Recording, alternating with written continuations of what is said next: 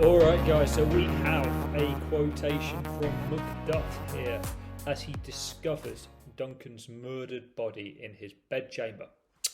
He's soon joined by others who look upon the scene with Macbeth quickly killing the guards, blaming them and blaming the fact he's killed them on a fit of his own horror at seeing Duncan's body. Of course, we know Macbeth killed King Duncan.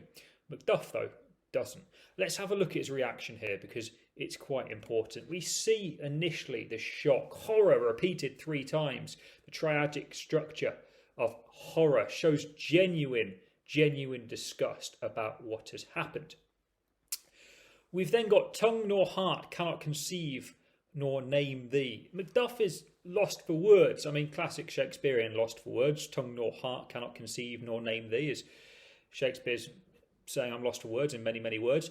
But he's so shocked, he doesn't know what to say. And he says here, confusion now hath made his masterpiece. Confusion here is personified almost as an artist.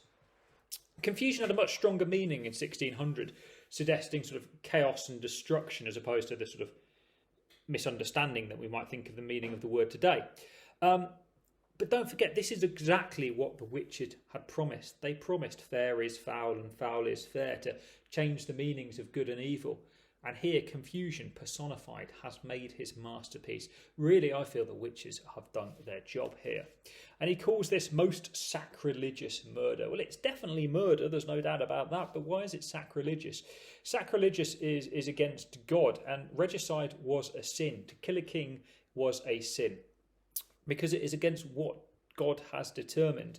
And there's a bit more in the context box down there on regicide for you if you want. But don't forget, killing a king isn't just murder against a human, but it's also a sin against God. And that is what Macduff is telling us there.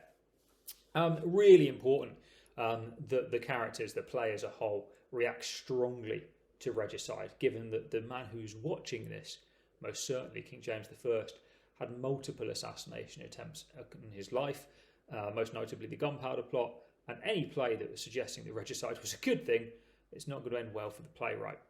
Some other quotes there in the quotation box.